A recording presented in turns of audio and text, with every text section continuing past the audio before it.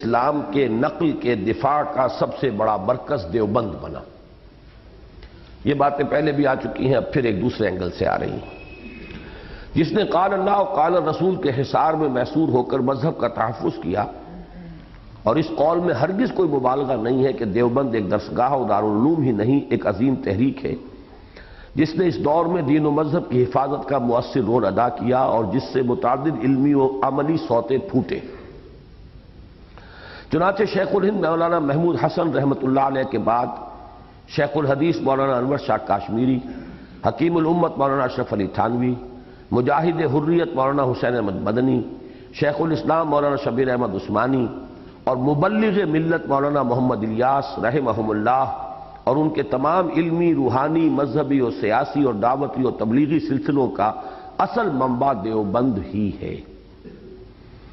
حتیٰ کہ اوپر ہی کی مثال کے مطابق حقیقت یہ ہے کہ بر صغیر کی اکثر دینی درسگاہوں اور دینی و مذہبی تحریکوں کا تعلق بھی دیوبند کے ساتھ وہی ہے جو دنیا بھر کی مساجد کا خانہ کعبہ کے ساتھ، اور بر صغیر کے مذہبی عناصر میں سے صرف ان کو چھوڑ کر جن کی مذہبیت بس عرس و میلاد اور فاتحہ و درود تک محدود ہے، بقیہ تمام فعال مذہبی عناصر تحریک دیوبند ہی کی مختلف شاخوں سے متعلق اور منسلک ہیں۔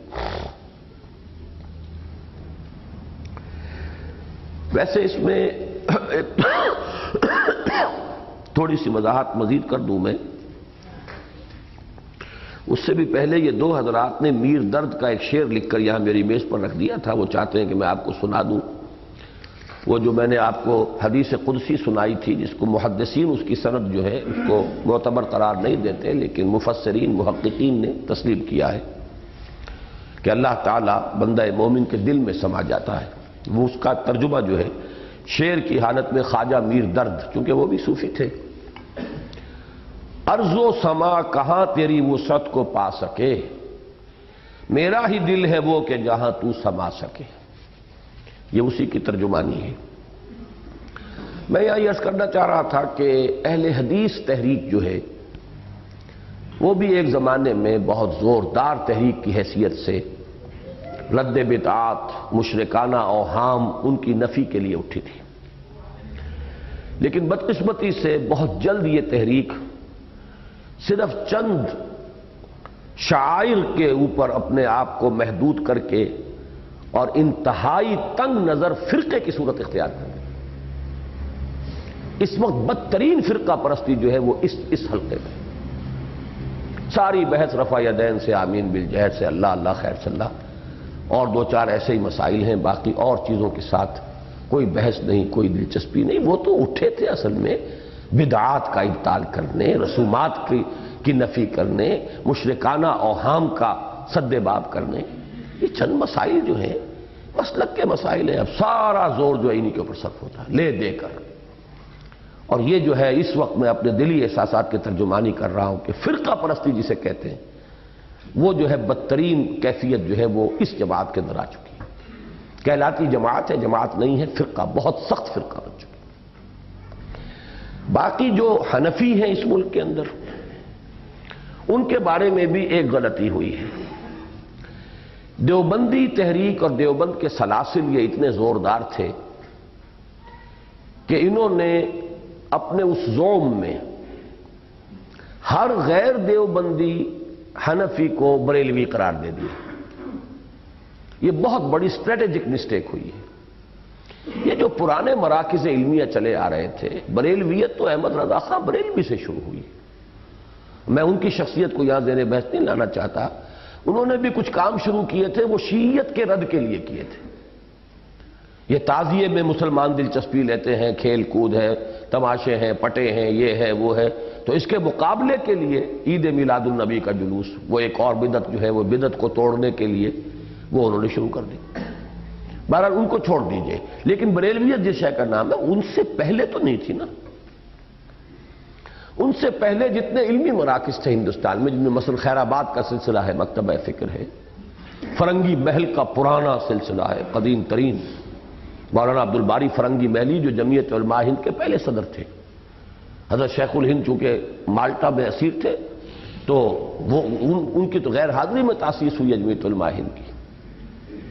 اسی طریقے سے یہ جو پاکستان میں مختلف مراکز ہیں، اب یہ گولڑا ہو یا سیال ہو یا تونسا ہو یا اور جو بھی جتنی بھی گدیاں ہیں، ان کا تعلق جو ہے وہ بریلویت اس معنی میں بریلویت نہیں ہے، شیخ تصوف ہے ان کے ہاں، وہ قدیم چلا آ رہا ہے۔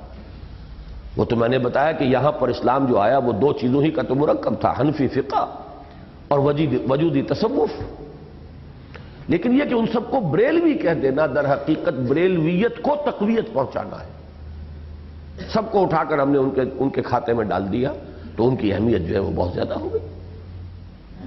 تو یہ دو چیزیں ہیں جن کی وضاحت میں کرنا چاہتا ہوں۔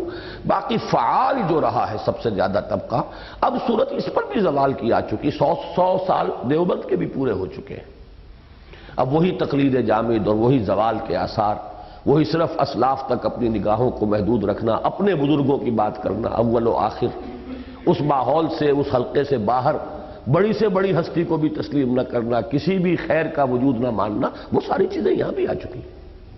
اور یہ ہے فطرت، وہ جیسے ہر فرد کے اوپر جوانی کے بعد بہرحال بڑھاپا آتا تو ہر تحریک جو بھی اٹھتی ہے، جیسے کہ میں نے کہا کہ ایک دور میں تحریک اہل حدیث دیوبند سے زیادہ قدیم ہے، وہ تحریک شاہ اسماعیل شہید سے اس کو منسوب کیا جاتا ہے۔ انہوں نے جو منصب امامت کتاب لکھی، پھر انہوں نے صراط مستقیم کتاب لکھی، اور تیسری کتاب ان کی جو مشہور ترین ہے تقویت الایمان، جو سب سے زیادہ قابل اعتراض سمجھتے ہیں یہ دوسرے جو گروہ کے لوگ ہیں، تو یہ کتابیں انہوں نے لکھی۔ تو وہاں سے یہ سلسلہ جو ہے چلا ہے۔ تو اہل حدیث تحریک ایک بہت زوردار، بہت جاندار اصلاحی تحریک تھی، مشرکانہ اوہام کی نفی کرنے کے لیے، بدعات اور رسومات کو ختم کرنے کے لیے۔ لیکن یہ کہ ہوتے ہوتے وہ بھی فرقہ بن گئی، چونکہ وہ قدیم تر ہے، اس میں فرقہ بندی سخت تر آ گئی۔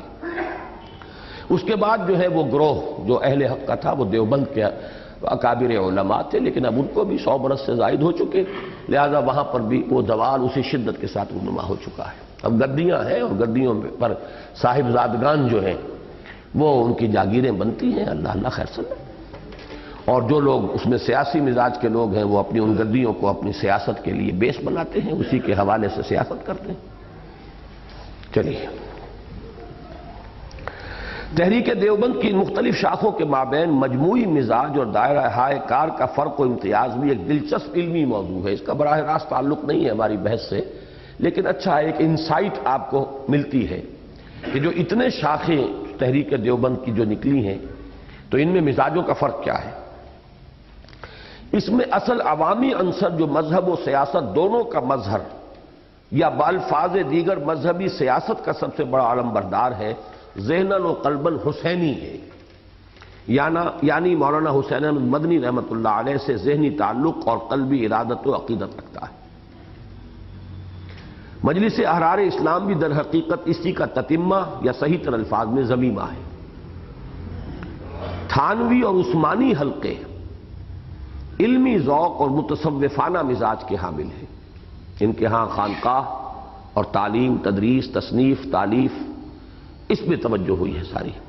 سیاست کے میدان میں عملاً نہیں آئے، مولانا تھانوی تو بالکل ہی نہیں آئے۔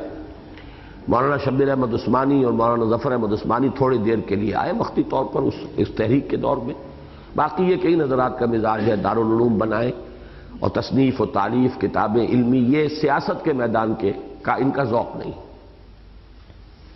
مولانا انور شاہ کاشمیری رحمۃ اللہ علیہ کے تلمیذ رشید مولانا یوسف بن نوری کا مزاج خالص علمی ہے، اور تبلیغی جماعت خالص غیر سیاسی و غیر علمی لیکن نہایت پرجوش و فعال مذہبیت کا مظہر ہے۔ ان تمام امتیازات کے الرغم جہاں تک مذہبی فکر کا تعلق ہے وہ ان سب میں مشترک ہے۔ مذہب کے نقل کے یہ سب ایک سے فدائی ہیں، اور قال اللہ و قال رسول ہی نہیں، اس کی بھی ایک متعین صورت یعنی مسلک حنفی کے سب یکساں شیدائی ہیں۔ عقل کا مصرف ان سب کے نزدیک بس ایک ہی ہے، اور وہ یہ کہ قرآن و سنت کا معروضی آبجیکٹو مطالعہ کرے، اور زیادہ سے زیادہ یہ کہ شریعت کے اوامر و نواہی کے اسرار و حکم کو سمجھنے کی کوشش کرے۔ اور سب سے بڑا علمی مشغلہ ان کے نزدیک یہ ہے کہ اشعری و ماتریدی عقائد اور فقہ حنفی کے لیے کچھ بس پڑے تو عقلی بھی ورنہ زیادہ تر نقلی دلائل فراہم کیے جائیں، فلاں نے یہ کہا، فلاں نے یہ کہا، فلاں امام کا یہ قول ہے، فلاں نے اس وقت یہ کہا، یہ نقلی دلائل، نقل سے جو متعلق ہے۔ باقی کہیں کو داؤ لگ جائے تو عقلی بات بھی، لیکن وہ اصل ان کا موضوع۔ کچھ بس پڑے تو عقلی بھی، ورنہ زیادہ تر نقلی دلائل فراہم کیے جائیں۔ فلاں نے یہ کہا، فلاں نے یہ کہا، فلاں امام کا یہ قول ہے، فلاں نے اس وقت یہ کہا، یہ نقلی دلائل، نقل سے جو متعلق ہے۔ باقی کہیں کو داؤ لگ جائے تو عقلی بات بھی، لیکن وہ اصل ان کا موضوع نہیں ہے۔ دوسری طرف جدید علوم و فنون سے یہ بالکل کورے ہیں، جدید سائنس کی انہیں ہوا تک نہیں لگی، اور طبیعیات، کیمیا، فلکیات، حیاتیات اور نفسیات کے میدان میں انسان نے اپنے مشاہدے اور تجربے سے جو عظیم علمی ذخیرہ پچھلی 2-3 صدیوں میں فراہم کیا ہے، اس کے بارے میں ان کی معلومات زیادہ سے زیادہ کچھ سنی سنائی باتوں پر مشتمل ہے۔ فلسفہ اور منطق کے جدید رجحانات کا انہیں براہ راست کوئی علم نہیں ہے۔ پڑھتے ہیں اب بھی فلسفہ، لیکن وہی پرانی منطق، پرانا فلسفہ۔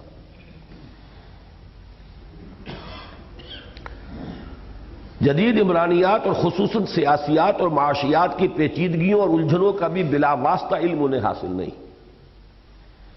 گویا کہ یہ پورا حلقہ ذہنی و فکری اعتبار سے خالصتاً آج سے 700-800 برس قبل کی دنیا میں رہ رہا ہے، اور خواہ ان میں سے کچھ حضرات اپنی تحریر و تقریر میں کچھ سنی سنائی جدید اصطلاحات بھی استعمال کر لیتے ہوں، واقعہ یہ ہے کہ جدید دنیا کا نہ انہوں نے قریب سے مشاہدہ کیا ہے، نہ براہ راست مطالعہ۔ ویسے مشاہدے کی کمی تو اب کچھ پوری ہو رہی ہے، اب تو انگلستان، امریکہ کے چکر بہت لگتے ہیں، تو کچھ نہ کچھ مشاہدہ تو ہوتا ہے، لیکن یہ کہ مطالعہ نہیں۔